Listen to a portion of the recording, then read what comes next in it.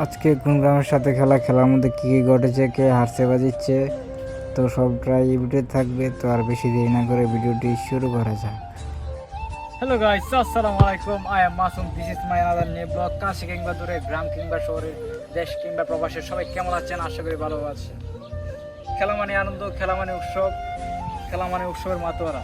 অস্ত্র নয় কলম ধরি, মাদক ছেড়ে মাঠে চলে, চলো ভাই যুদ্ধে, মাদকের বিরুদ্ধে। এই কথাটিকে সামনে রেখে গাঙ্গীরপুর যুব সমাজেরা কিন্তু কয়েকদিন পর কিন্তু এক একটা ফ্রেন্ডলি ম্যাচ আয়োজন করে। সেই সুবাদে আজকে কিন্তু একটি ফ্রেন্ডলি ম্যাচের আয়োজন করেছে। এটা হচ্ছে গাঙ্গীরপুর একাদশ বনাম চৌপুর ফুটবল একাদশ। তারা কিন্তু আজকে আমাদের মাঠে আসবে। তো আজকে কিন্তু আপনারা সবাই খেলাটি উপভোগ করবেন, দেখবেন, এবং আমার পেজটাকে যারা যারা ফলো দেন নাই সবাই ফলো দিয়ে পাশে থাকবেন। Let's go. তো হাঁটি হাঁটি পাকার মাঠে চলে আসলাম। মাঠে এসে দেখলাম তারা কিন্তু এসে পড়েছে। তারা এসে দেখলাম তারা প্র্যাকটিস করতেছে। আসলে খেলার আগে প্র্যাকটিস করা খুবই গুরুত্বপূর্ণ কাজ, যার কারণে তারা প্র্যাকটিস করতেছে। তো আজকে খেলা কিন্তু হবে। এর আগের ম্যাচে তারা কিন্তু জয়লাভ করেছিল আমাদের গাঙ্গুরের সাথে। তারা কিন্তু আমাদেরকে 2টা গোল দিয়েছিল। আমার গাঙ্গুর ফুটবল একাদশ 1টি গোল দিয়েছে।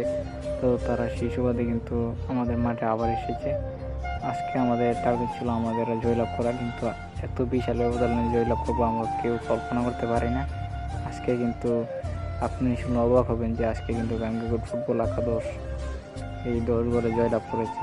গাঙ্গীরপুর ফুটবল একাদশ 10 এবং চব্বর ফুটবল একাদশ 0। আজকে কিন্তু তারা কিন্তু আমাদের মাঠে কিন্তু তারা কিছু করতে পারেনি।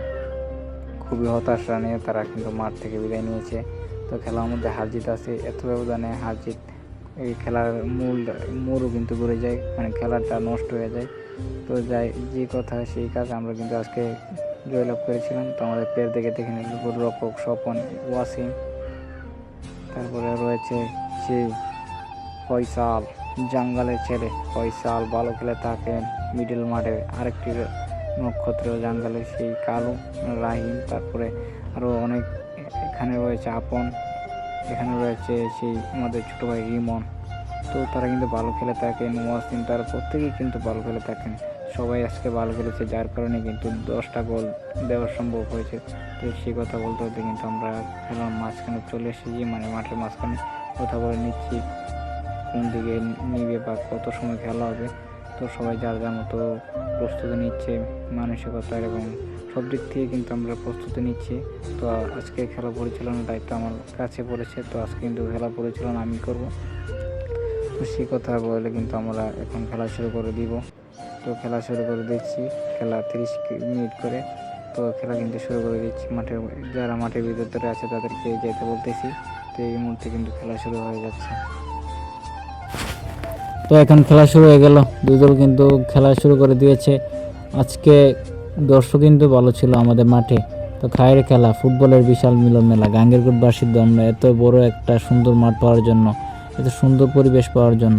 তো ধন্যবাদ জানাই গাঙ্গেরকোট সবাইকে, যারা এত সুন্দর একটি উদ্যোগ নিয়ে আমাদের মাঠে আমাদের যুব সমাজকে, আমাদের গ্রামকে এত একটা সুন্দর পরিবেশ সৃষ্টি করে দেওয়ার জন্য। আসলে যদি মাঠ না থাকতো আমাদের গ্রামের ছেলেরা কিন্তু আরও অনেক খারাপ কাজে নিয়োজিত হতে পারতো। অনেক গ্রামের এর মধ্যে মাঠ নেই, যাদের কারণে তারা অনেকে কিন্তু নেশা পানি অথবা বিভিন্ন অনৈতিক কর্মকাণ্ডের মধ্যে জড়িয়ে পড়ে।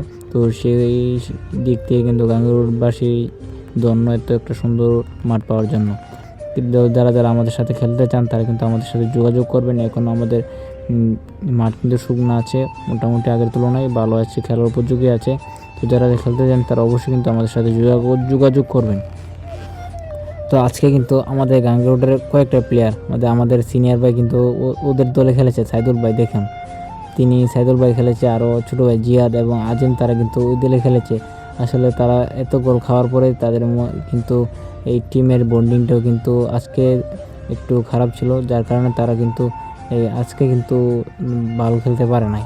অন্যদের তুলনায় আজকে তারা খুবই খারাপ খেলেছে, যার কারণে কিন্তু ফলটা এরকম হয়েছে। আসলে খেলার মধ্যে হাজির থাকবে সেটা তেমন না, তারা অবশ্যই ভালো খেলোয়াড়। আগের ম্যাচে তারা ভালো খেলেছে, জয়লাভ করেছিল। আসলে যে দল যেদিন খেলা হচ্ছে মাইন্ড গেম, এবং আপনি যেদিন আপনার টিম এফোর্ট ভালো থাকবে সেদিন কিন্তু ভালো হবে। আজকেও কিন্তু আমার খেলার দায়িত্ব ছিল পরিচালনা করার। যদি কোনো ভুল ত্রুটি হয়ে থাকে তো আপনারা সবাই ক্ষমার দৃষ্টিতে দেখবেন। আসলে একার পক্ষে কিন্তু এত বড় মাঠের দায়িত্ব কিন্তু পরিচালনা করা খুবই কষ্টকর। তো সবাই ক্ষমার দৃষ্টিতে দেখবেন এবং যারা যারা আমার ভিডিওটি দেখতেছেন তারা আমার পেজটাকে ফলো দিয়ে লাইক, কমেন্ট এবং শেয়ার দিয়ে পাশে থাকবেন এবং আমাকে সবাই সাপোর্ট করবেন। আসলে সাপোর্ট করলে আপনাদের ভালোবাসা পেলে আমি আরও বহু দূরে এগিয়ে যেতে পারবো, আরও ভালো ভালো ভিডিও দেওয়ার চেষ্টা করব। তো সবাই কিন্তু ভালো থাকবেন, সুস্থ থাকবেন। আবার দেখা হবে কোনো একটি ভিডিওতে। সবাইকে অসংখ্য ধন্যবাদ। আসসালামু আলাইকুম।